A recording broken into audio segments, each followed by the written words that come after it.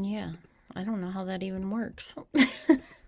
You know, um it's a new feature that they just pushed out. Gotcha. So every time, every opportunity, they're giving me a chance to actually play with it.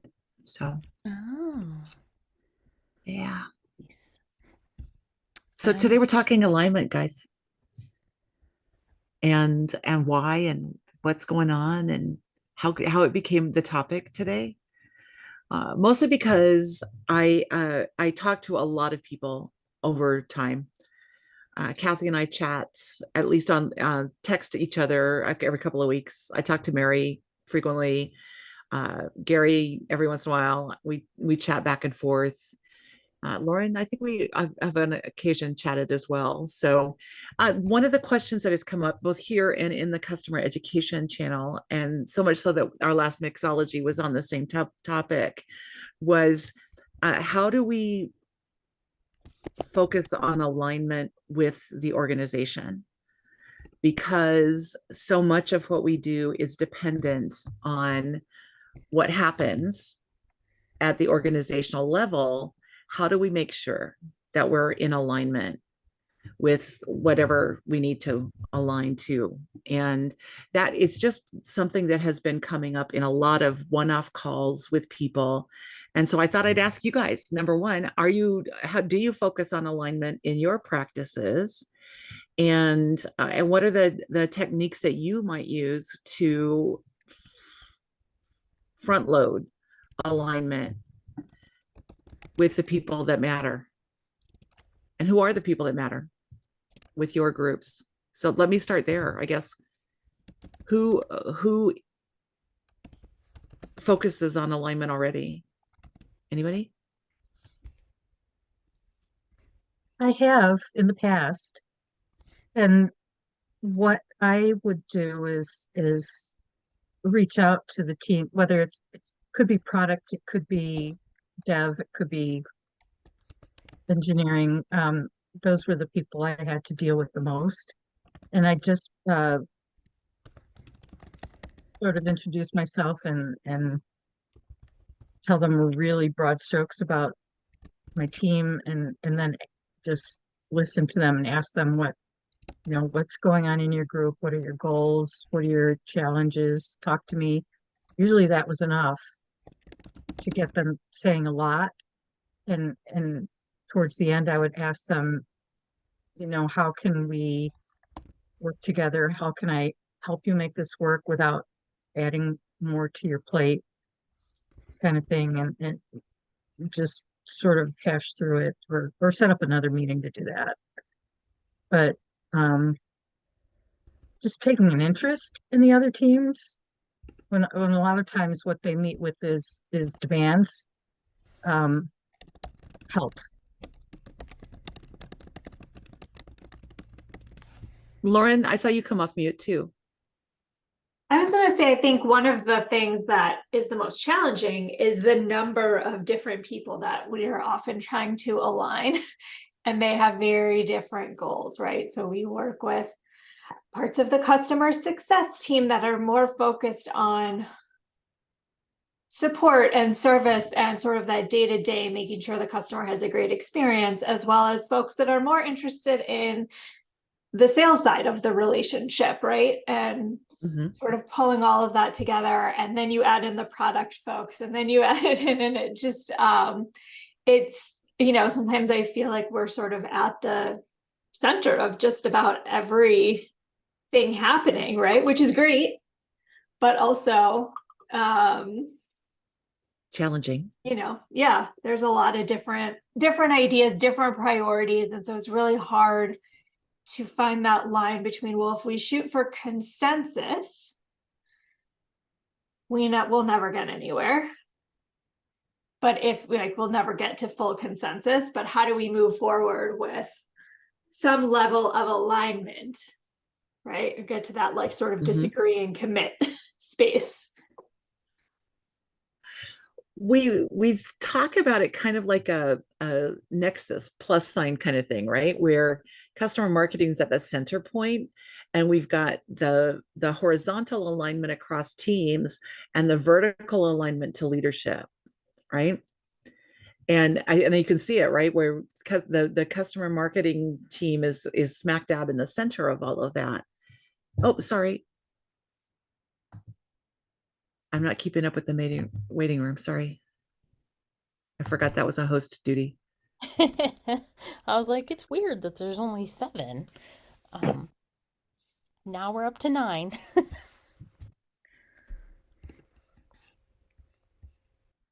There we go. Okay, I'll keep an eye. I brought the participant window up, so I'll see it now.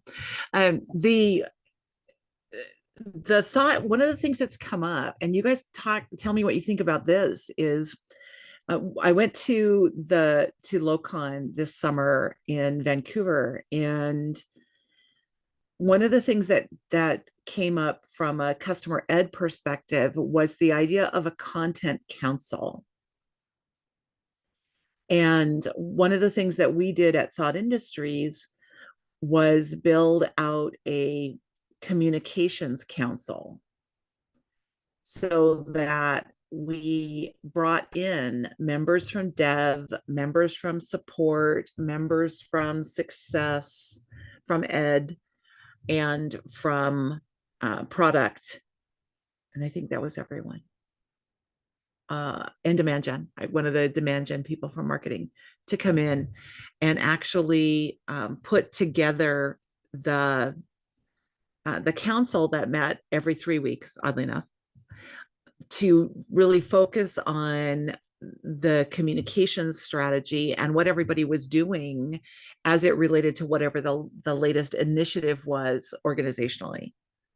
So we really did get an idea of how everyone plays together, right? We got an opportunity to direct kind of how everyone plays together, so that we would know that ed was going to cover these pieces, and marketing was going to cover these pieces, and demand gen was going to focus on these things at the prospect level, separate from what I might be doing inter customer, and that we would give sales the opportunity to benefit from whatever we came up with as well. So that seemed to work, but it was still new enough that we didn't have any really good stats other than to say people really liked the thought of communicating with one another to make sure that the message that we were putting out was the same. So does that resonate with you guys? Does that sound like a path? I was gonna chime in. So when I was at a subsidiary of Equifax, we did something like that, Mhm. and it was really successful. We have CS, we had product marketing, and then anyone that was looking to get communications out to customers. And we found that a lot of the times Right. people were looking to just be heard, chime in, see what's the other side of the house was doing. There was also an aspect of it that was it was air traffic control for what is being put in front of customers. So there's like a strategic component, but a more operational component.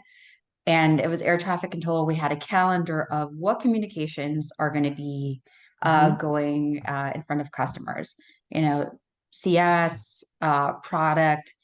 Are we going to do surveys to customers, all that good stuff? And just there, in addition, we would have like peer review. So if somebody was going to, send an email or, something to that effect, some communication, like you submit it 2 weeks in advance. We had SLAs. Everybody had a chance to review it ahead of time. We'd look at it live. Everybody, agree that this is in the voice that we want. Okay, approved. It'll, go on the date that you wanted to go out. But yeah, it was that was pretty effective. I like the way that we used a Monday board for ours. where we were able to load up all of the levels of communication. And if they were targeted, like we were just getting to the point where we were saying, we want to unify a quarterly message across all of the structures, right? So demand gen would be focusing on X, whatever, I can pick a topic. And then on the customer side, we would also be focusing on that. And our levels of communication out in the one-on-ones that the CSMs had with the individual customers would be messaging those same kinds of actions, including the things that we were focused on in customer marketing around building out our own campaigns, basically against whatever that theme is going to be. So if we were talking about, I don't know, panorama, then that was going to be the focus. The segmentation was the structure for demand gen, which is kind of the thought leadership arm of it. We were talking about nuts and bolts of it in community with showcasing customers who were utilizing the functionality and giving special recording access then to sales so that they could use those recordings of those events in their interactions with customers and potential customers.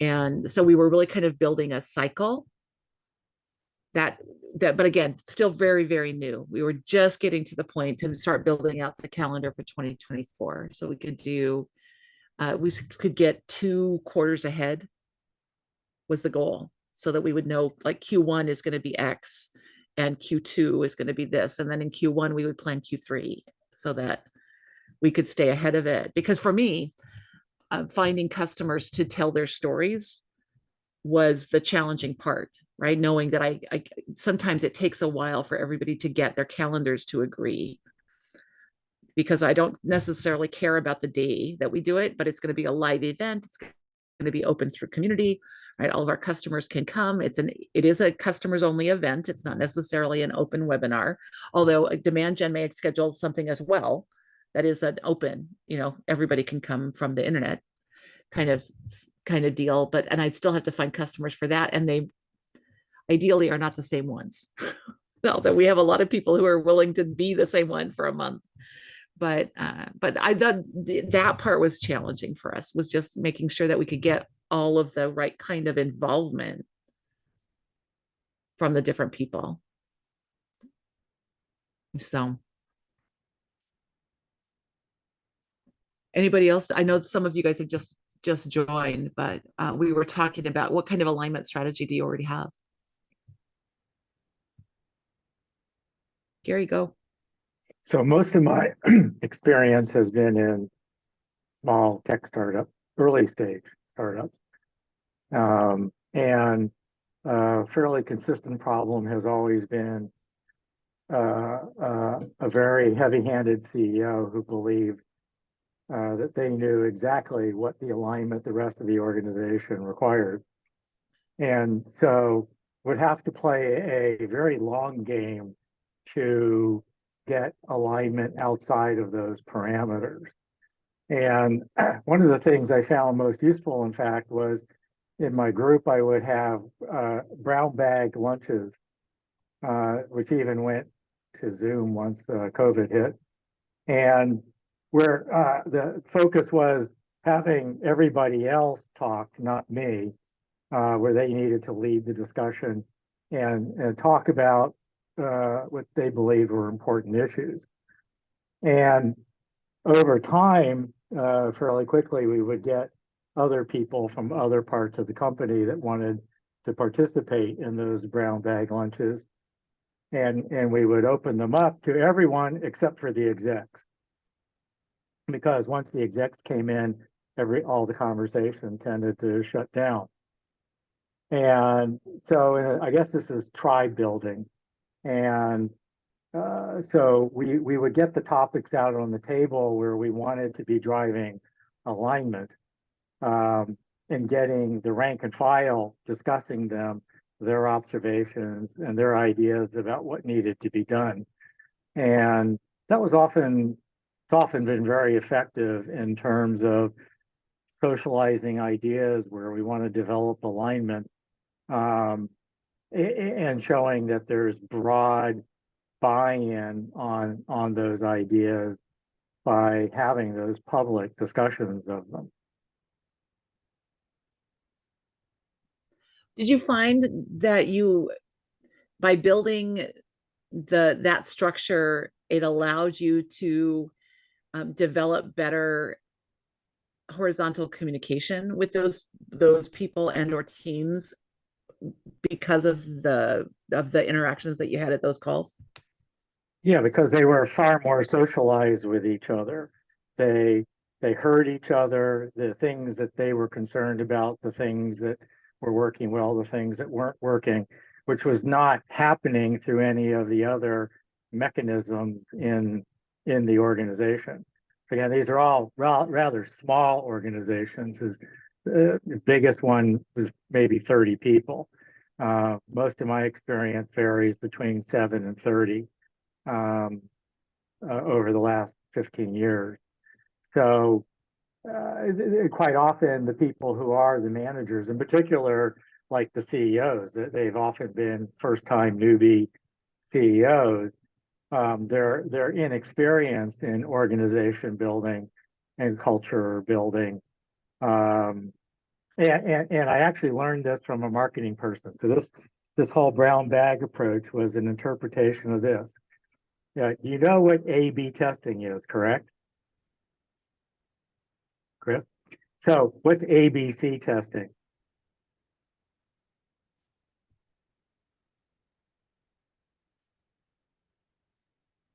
For me, that's other. You could do an A and a B and Yeah. another. Well, it's more explicitly, it's A/B testing plus whatever the CEO knows is the right answer.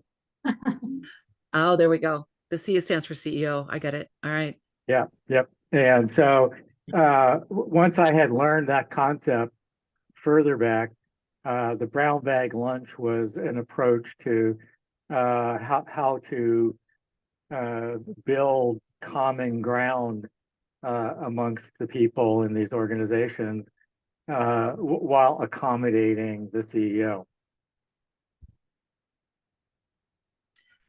We used to have Friday afternoon beer in the office at my first software company. There were only 5 of us.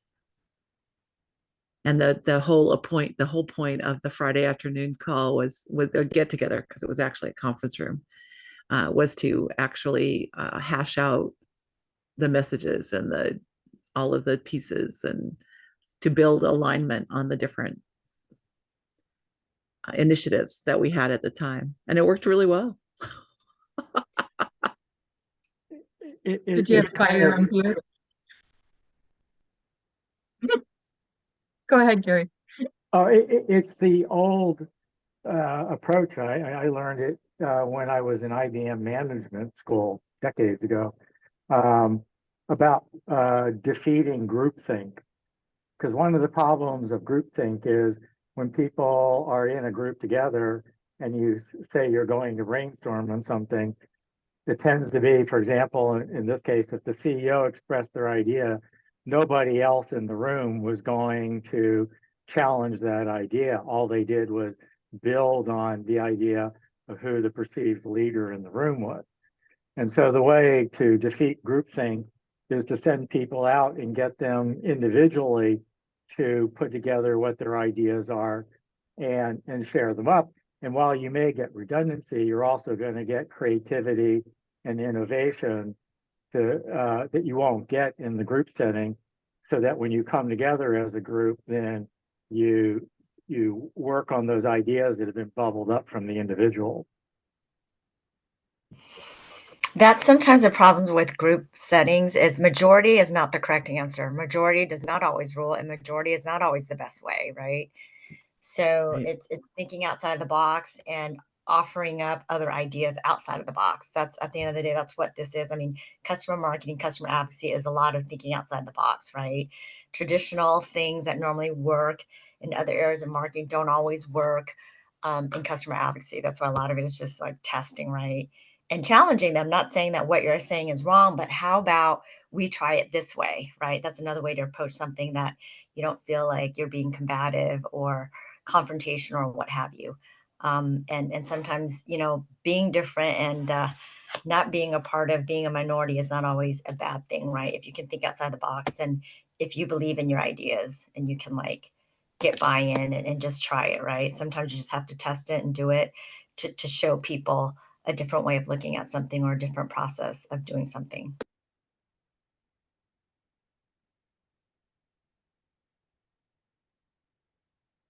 I like the idea of going back a few topics. If you have a publication you're sending out or a live presentation, if you have somebody from each group, like a sort of a roundtable thing, and the customers can see that like you guys talked, I think that's really helpful for your customer base because I don't know, it's really, oh, these guys work together on my problem. That's reassuring. So, and I think in a way, including the customer is an important piece of this alignment. I think some of that is going to be size dependent. Mm. Right. Like again, in Gary's situation, I don't know that's something that I would leverage all the time, but partly because of the one-to-one and one-to-many ideas, right? Mm. If you are dealing with large enough clients that they have a team and you're presenting your team and they're presenting your team, yay. Right? Good idea. If we have a team of a CSM, a marketing person, a product person, a salesperson, and the support person. So we got at least 5, and they're a team of 1 or 2. You outnumber them so strategically that it can be daunting for customers to see this so many people. Yay, that I have this many people to help me. Oh my God, they're all here. Right? I'm thinking more of a big group, like a Yeah. webinar or in your publication, whoever's putting out something about something else, Right. you could maybe include a link to a video where all of your team leads or whoever's important that month, quarter, whatever, could say a little something and demonstrate how you work together on a problem or So that you're getting the perspective of everyone in a less threatening manner. and that they work together. Yeah. So yeah. I think customers really need to see that sometimes. I think that you're right. That is a good visual for people to understand that when we say we're a team, we really mean it. Mm-hmm. Which is not always easy. How else do you focus on alignment? Customer facing, non-customer facing?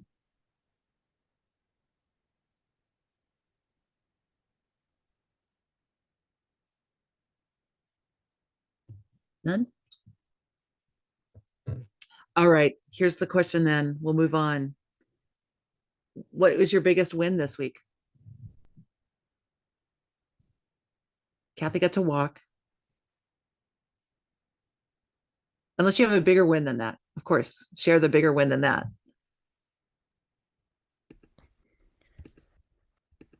None? Carolina? I'm thinking. I just, I was still kind of thinking about the last question. I joined late, apologies, but I've spent most of my career in 2 big branded companies, VMware and Cisco, and alignment was not the easiest thing in the world, especially as the companies grew. So I was still kind of thinking about my trails. I'm not with VMware anymore. And thinking about now I've gone to this small company and the marketing team's tiny and I'm kind of behind the scenes consulting, and it is completely different world for me. No multi-million-dollar budget, no staff, no discipline teams to say, I need this website, I need this page, I need, please give me these things. I mean, all like, I think it's Gary who spent all his time in startups. This is kind of my first go here. So in terms of big wins, I'm in the getting to know you process and rebranding these 3 companies that just came together. That's a big, huge win to get investors and the 3 CEOs and the new CEO all lined up. So that's enormous. And I actually like the branding, which is also a big, huge win. And just getting all of the pieces, like really it's, there are kind of 3 stages to a company, and you have your pioneers where there's nothing there. And then you have your settlers that not everything's built out and you still have a chance to do cool stuff. Those were both my experiences at those companies. And then you have the planners. It's already done. It's already big. Just do what's been done over and over again. That's really boring. And here it's for sure. It's the pioneering. It's every single thing is brand new. So name it and it hasn't been done. So branding's a huge win. Just getting pen to paper on what exactly is happening in a process. There's technology, there's people, and there's process. And if those aren't aligned, it's a disaster. So it's kind of cool doing things differently based on my trails before when you couldn't change things that were already established. So I guess I did have something to say on my win. You did. Yay. My win. Yeah. Mary, I see you went off mute too. Oh yeah. I was just listening to her talking about the startup versus, well, I usually look at it as like small corporate, big corporate, but I really enjoy the pioneering in the startups where you have so much more autonomy to run with it. There's more risk, obviously, but I get to wear more hats and I love being able to touch all the different pieces. But I know that when I worked with Shannon Howard, um, she was adjusting to that at the company we were at. And she was like, everybody just keeps saying it's a startup, it's a startup. And it was very frustrating because there were no processes in place and things changed all the time. You'd get, okay, fill out this Asana form when you want to do something with marketing ops. And then you'd go to fill that out and they'd be like, well, you filled out the wrong form. Like, just always things like that going on, which really required a lot more conversation with the other teams, which with bigger corporations, it's hard to get them to pay attention, to spend any time with you. Like, you have to build a much longer um, kind of roadmap to partner with them and build relationships and see how you can contribute to what they're working on as well. I like to move a little bit faster than that, but um, yeah, I think it does go back to the alignment and really continuously putting our information out there and asking others what they're working on, and even having our own roadmap of, okay, for the first 3 months I'm going to work with these teams, for the next 3 months I'll work with this team, and picking those up and then continuing the conversations in between. It's a lot to stay on top of, but you can automate, that schedule and, look at your calendar. Oh, we have a meeting coming up. Is there anything big you needed to share? No, I'm sending you some details right now. We can just pass this one over. But yeah, I think it's fun and you grow a lot closer to the startup teams. So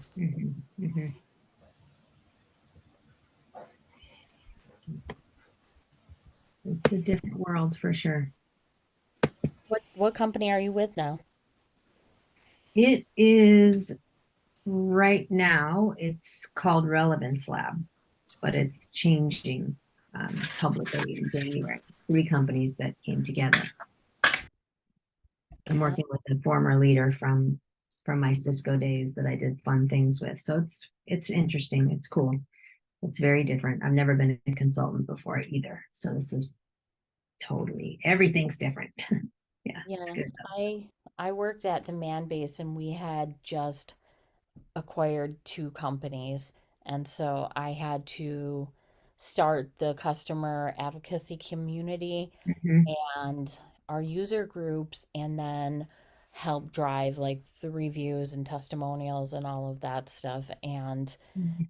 it was interesting, yeah, to have those extra teams that you now have to work with and, work through the whole onboarding Mhm. them coming into the company and their customers coming into the company.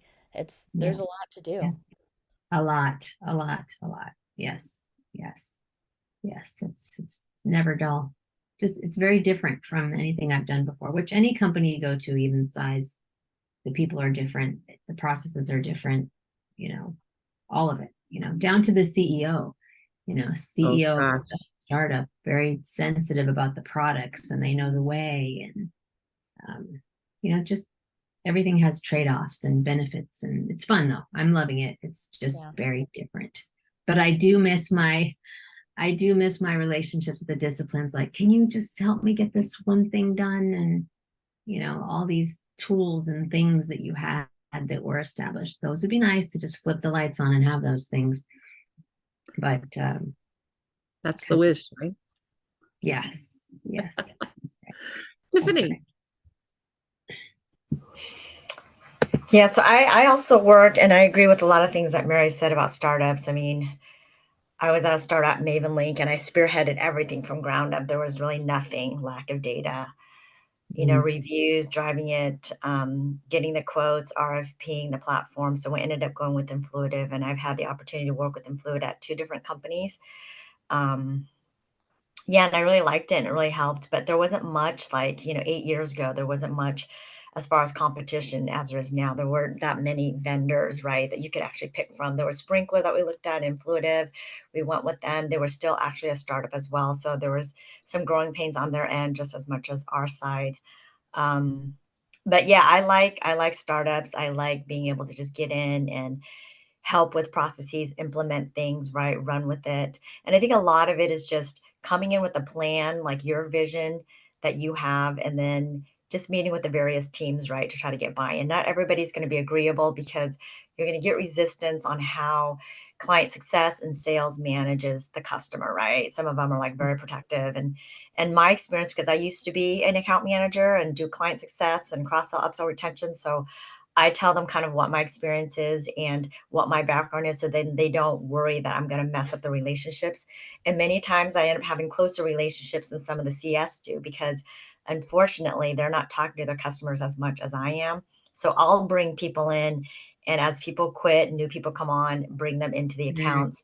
And so they appreciate that. And then offering to help. Of course, the other thing is, yeah, if you want feedback from the community, just let me know, like product engineering.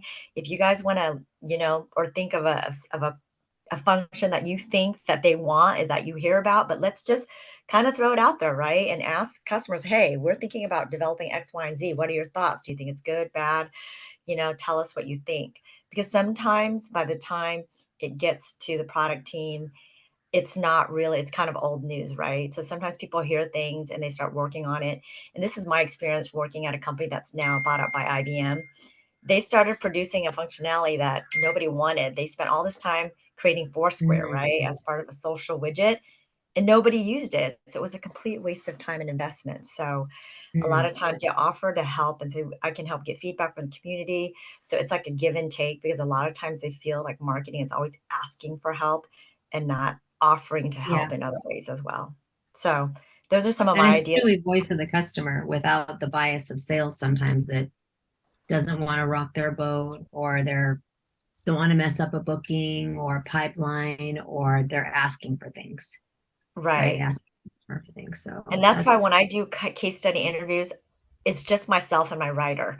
I don't have a whole Mhm. entourage of people because they don't need it. And the client, you want to be able to get the good, the bad, the ugly, right? And then you're going to put up a nice story. And then anything that you learn that they complain about, you can share with the team and say, hey, you guys can optimize the account this way, maybe create some dashboards for them or some reports, keep them happy, right? So those are opportunities to learn about what they don't like about us, because when there's a CSM, they feel there's a gatekeeper, right? So they might not say what they really want to say. And for us, we're just the person getting the story. We want to hear everything from A to Z so we can support them and maybe fix some of their problems, meaning the customers. We can create alignment with the CS and said, hey, I heard this. What about, here's an opportunity for you to upsell this person on XYZ, right? So a lot of it is, being able to kind of position, why you're doing a certain thing a certain way. Because sometimes the CS wants to get on the call, and I'm like, nope, that's just our rule. No CSM is going to be on the case study call or what have you. So, and I'm happy to talk to anybody on the call if they want to meet or whatever to talk about startups ideas or some kind of issue that they have that comes up. So reach out, link in with me. Happy to support everyone here whenever. Cool. Likewise.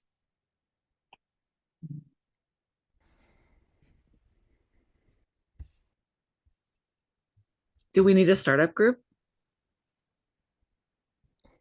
For what? I don't know. Are you a startup? I am a startup. Yeah. What was your big win for the week? My big win for the week was that I spent most of my week doing billable activity. Ooh. For those of you that don't know, I opened up a consultancy a couple of weeks ago. So Oh, nice. if you Okay. need help, I'm here for you. But and I spent most of this week working on change management activities with a SMB out of Maryland. Oh, nice. Yeah. I feel like the weeks just fly by lately, but I did have billable work this week, so that was great. That was my big win this week, was making sure that most of the hours I spent were on billable activities. I So started my course this week. That was exciting. how'd it go? Um, well, I mean, I only had one call, but like people got access to the actual course and we had our first call and it was great. Like, one, I'm going to learn a lot about how to best format all of the content because I have a lot to share. So I feel like it's probably going to move a lot in the direction of weekly calls where I'm walking them through and kind of helping them like build out like personal coaching for what they're Mhm. trying to build, which are these customer connection programs. I'm calling it now instead of community because people hear community and they're like, "Oh, we don't want to start a forum, etc." But you don't have to start a forum to have community for your customers. It doesn't have to be that deep. So, um, but yeah, I think I'm going to learn a lot about how to better position the course and what I'm teaching and seeing what value I can offer so that I can better sell the course in the future. But we have 6 students. There were 7, but one had to back out. And then today, one other person asked to join. So it'll be Oh, 7. nice. Yeah. And I'm going to leave it out open for another week to like allow other people to join if they want to. But I'm excited. It's fun to be able to offer advice and expertise and get paid for it. Yeah. Yes. So Yay. that's my big win for the week. Congratulations.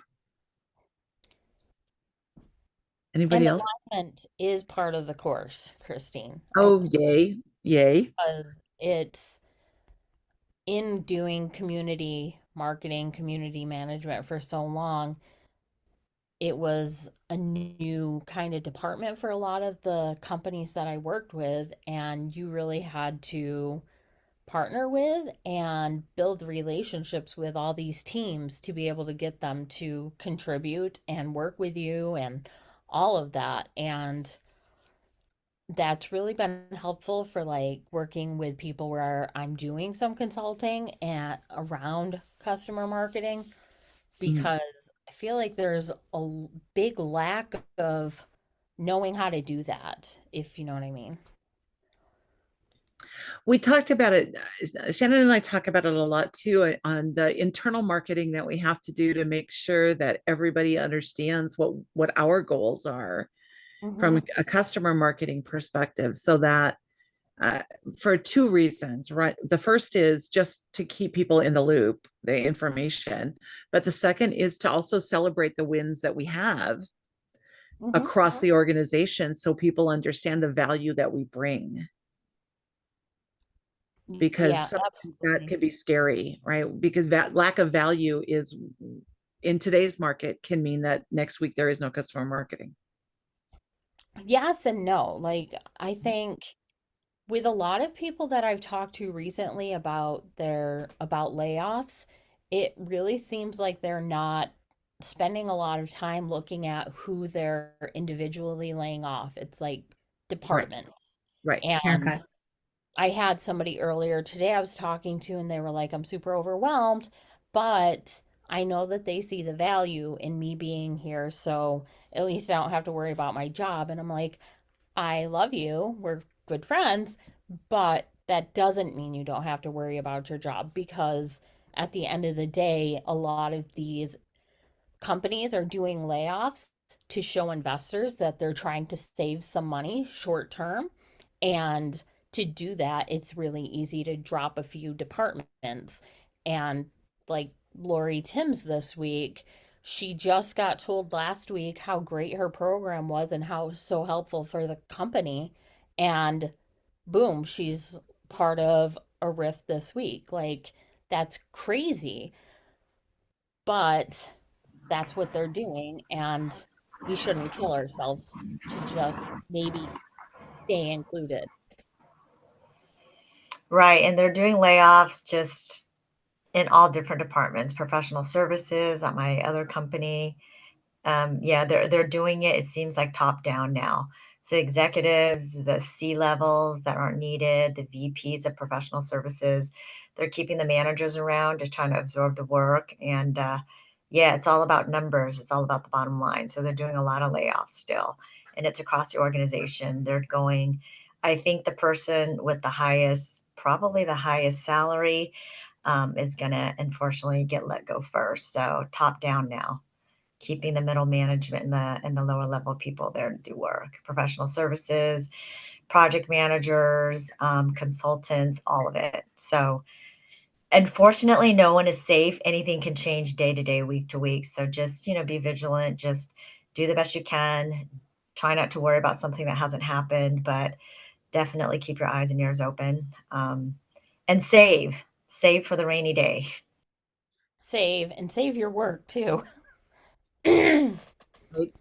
Yes, because if they let, sometimes it's just everything just gets shut off. Someone is on a Zoom call all of a sudden, 5 minutes after your one-on-one with your boss or what have you. So that's how they're doing it. A lot of people have been blindsided. People that didn't think executives that were there a long time, recruiters, managers, VPs of recruiting, unfortunately. But with this shift, I just hope that it kind of opens people's eyes, because I think that the recruiting process has been, unfortunately, dog eat dog and very unprofessional. People lack, I think, empathy and professionalism where they ghost people. I guess if you've been through the process, it's not okay to ghost someone, right? If they've had one interview, then just tell them, hey, we're moving on with other candidates. It takes a second, cut and paste it, right? But to not respond to someone and leave them hanging is not okay. And so I'm hoping with the shifts of, if companies aren't hiring, recruiters are also getting laid off, that they can see it from a different perspective, right? And be empathetic to what everyone else is going through. As they start getting ignored, then they know what it's like, how they're treating other people. And hopefully most people have a basic moral and ethical compass in whatever you do, right? Just be kind. It's really basic, right? Someone asks you a question, you respond. If someone stops you on this middle of the street and says, can you help give me directions? If you're not from there, said, I'm sorry, I'm a visitor, I don't know, but they might be able to help you. Or I'm sorry, yeah, I can show you. You wouldn't even ignore strangers. So why would you ignore someone that you've actually had contact with and that you were going to hire? So just something to think about. Be kind to each other, because everyone's headspace is off right now, right, with families and people struggling and being unemployed. It's not fun. No insurance. I mean, I don't have insurance. And I hear that you're going to get a penalty for not having insurance, right? But you're trying to keep the lights on and pay your rent and your mortgage or what have you. So just be kind to each other, something to just keep in mind and share with everyone else. Yeah, I think our group specifically, we have a lot of people that are very emotionally intelligent about those things. But beyond that, for some other professions, it can be easier to just look and see, oh man, I have 50 more emails that I should answer before I'm done for the day, but I'm super tired. I just want to get off, and they jump off. And I get it, there's got to be a work and job boundary, but you're right. It is better to just be kind to people. Um, and It's a especially small valley, nowadays, right? It's huh? a small global valley. Yeah. And, it just goes back to, principles that your parents taught you or your church taught you. Be kind, be nice, be respectful. And when you have taken someone's time and you've chased them and taken their time to, at a minimum, just, it's a one-liner. It's not a novella. It's a one-liner. Thank Yeah. you for your Exactly. time. And Cut and truthfully, paste, cut and paste and send it at the end of the day, right? Have a list. Yes, most of the most of yeah. the ATS systems have automated tools to say Wow. thank you very much. Okay. Yeah. Almost every single one of them has an Yeah. automated tool that says all you have to do is say no, and it will send out the beautiful little letter that says, we really appreciate how much time you spent preparing to meet with us. And unfortunately, we found people who are a better fit for this position. We'll Or be change direction or whatever. Some right, even something exactly. Pick the Oh yeah, we're wording, moving but on with other candidates. It's automated. You're right, but people don't take the and time to do it. it's just an automated letter. And all they have to do is just flag it and say send it. And then they get closed out and there's no ghosting involved. Now, granted, sometimes it happens faster than people want. A guy that I know was looking for a job and he said, yeah, I applied. Can you connect me? And by the time I got a name of somebody to meet with him, they'd already rejected him. But the the reality is those systems exist for a reason. And if people choose not to use them, what does that say about the organization? I don't know that I'd want to go to some place that does that, that behaves like that. I'd like to have the Exactly. option. Well, there is that, right? I mean, if I get an offer that I don't know that I could turn it down, sometimes. Yeah. And recruiting is the people business. You're in the people business. You're recruiting resources, human resources. Hence, that's what it's called, right? And so you should have more of like the skill set than the average person who's not client facing, managing relations like us. I think most of us in customer advocacy, customer marketing generally have probably like a higher social EQ, right, than maybe the average people. And that's why we're good nurturers and we make things happen because we have to connect with folks and give and take. But not everybody's like that bit. Human resources, that's definitely a people skill. And if you don't have it, then you're probably not a great recruiter to begin with. But I also think that while they might have that ability, it's not a long-term play. It's a short-term play, right? So they really just have to cast a net, catch a few, see one through to the end, but really they're just facilitating where this skill set here is long game. It's all about relationships and how you tend to these customers to keep them happy and, give and take and all that good stuff. So it cannot be transactional because it'll be over like in 2 seconds. And then sales will hate you for it as well. So I see Right. Then that. there's no loyalty. Then people are going to be, okay, None. well, this is just a temporary and then peace Yes. out. I'm going to go to the Yeah. person that I Yeah. know has my back. Because at the end of the day, you want to work somewhere where you don't have to look over your shoulder every single day. We're all Yeah. trying to be profitable, keep the lights on, pay our bills, right? If we could all Right. do a hobby and get paid, we'd all be doing that. Yes. Yes.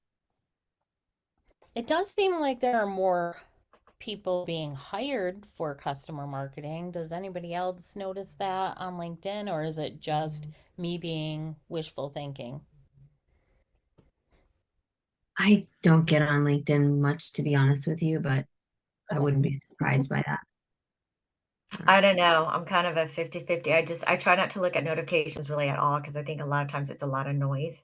Mhm. And so I try to just avoid the noise unless it's focused on customer marketing. A lot of it is unfortunately a self promotion and just noise, and everyone's busy with work and things that they're trying to drive.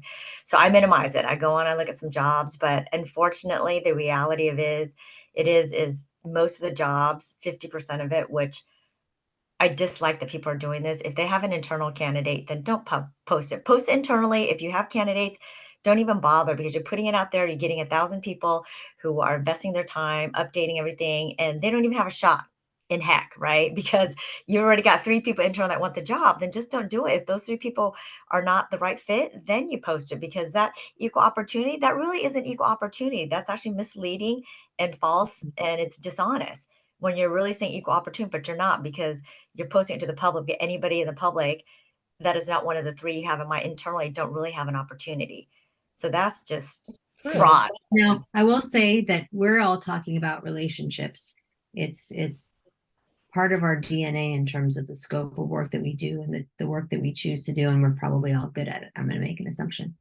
And I'd say that, oftentimes I don't think it's really taken into consideration how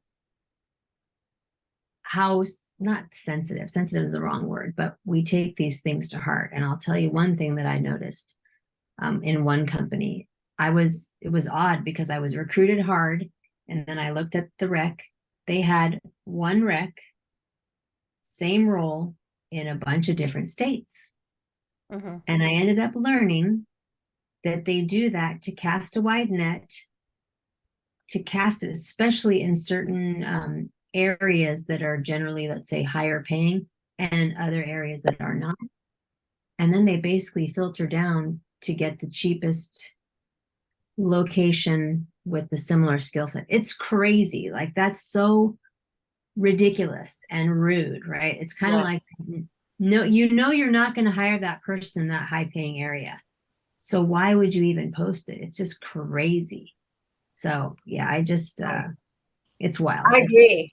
It's And I see a lot of these jobs being reposted, and I'm like, out of the hundreds or thousands that are unemployed, I can't thousands. imagine in one day you've got 550 applicants that you can't pick 3 of that pool that is qualified for this job. So Yeah. 3 things that that are probably happening is, yes, they're lowballing people.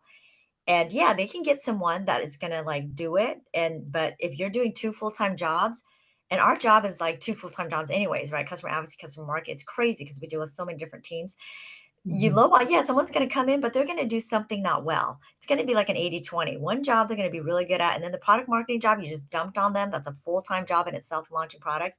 They're gonna do it 20% because there's only so many hours in a day. 12 Mhm. hours, you can only slice and dice it so many different ways, right? 12 hours, I'm gonna do 8 customer advocacy, 4 in product marketing, keep my head above water, keep doing it, and they're gonna keep grinding me. And then in a year, if I get burnt out and I get recruited, I'm gonna have to leave because that's what Yes. you're gonna get someone that's gonna do it. You're gonna get someone that's not gonna be really Not good do at well. one.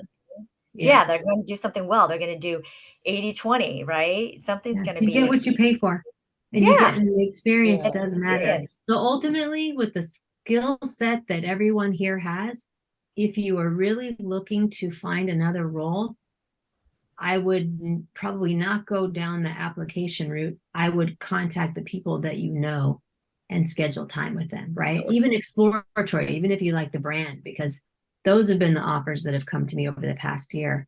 I even walked away from a couple and just wasn't going to be a right fit, which was wild. But it was really through those personal engagements.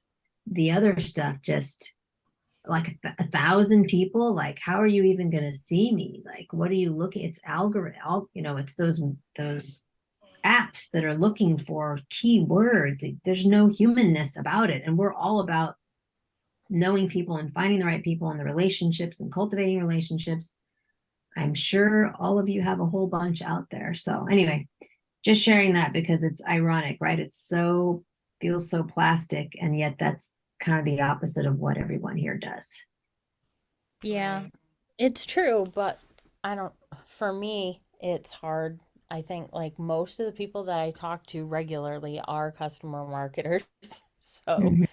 I That's want to get back into CS work. And now it's like, oh, but your last 2 jobs, like, yeah, but I've been an account manager for 8 years prior, really well with enterprise companies like Disney, Starbucks. You don't forget how to manage accounts because even advocacy, you manage customers.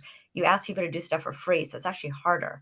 So yeah, it's just been like, oh, well, you haven't had that title in the last 2 jobs. It's just, there's always something that unfortunately people want to hold against. And even referrals, I've been referred to some positions, but it's so competitive. And a lot of times if you're more qualified than the hiring manager, they're not going to hire you. If you Oh, have yeah. 8 years, I see a Oh, lot there's of that. definitely that. These people that get lucky and right place around. I'm like 8 years, they've got 4 years. They don't want to hire me. She's too overqualified. Well, then you Yes. can learn from me, Yes, Why yes, not? yes, yes. I can be an amazing lieutenant for you. Like, Yeah, Captain. yeah. We used to have an example when I taught ATS software was would you hire somebody to be a receptionist that had a PhD? mm. If she wanted that there is job, no right or wrong answer to that question, to be honest. The truth is that it's really organizationally dependent. Yeah. But how do you reconcile the fact that somebody has a PhD and was in a position where they were making a gazillion dollars, and now they want to be a receptionist at your company? They might maybe they have want to great take a break. gigs. They might have, yeah. I mean, They don't why? want to work 15-hour days because I'm That's right. looking like I I don't get it. director. Yeah, I'm like, I'm cool with 10 hours and having a life and not being exhausted, Yes. going from computer to bed, bed to computer. I did that. I'm like, I can't do that. My body hurts. It physically hurts. I need to exercise so I can Yeah. live and stay alive so I can do the job tomorrow. Yeah. So it depends. If they're taking a break, maybe she just had a baby or whatever, and she wants, a cush job, Yeah. 8 to 5, go home and tend to her children and her husband or And whatever. leave it there. Yeah. Yeah. So sometimes people can take a career break. They just want to keep busy. They don't need to like push hard anymore because they're at a different phase in their life, or they have parents they have to take care of, COVID, and our parents are all getting older. So we all kind of have to pitch in here and there, right? So things like that you can't see. Well, that time just flew by, didn't it, Kristine? It certainly did. Alignment across all spectrums. So, and we are at the top of the hour, guys. Thank you for hanging out. Much appreciated. I don't Thank remember you. what's happening next week. Thanks. So I don't think that last I saw, I don't think there was a real topic, but somebody was hosting. Oh, So- okay. Sounds good. All right. We'll see you all Great. next week. Take care, Thanks for everyone. the Have a great energy. Bye. Bye. Bye. Quick energy boost. day.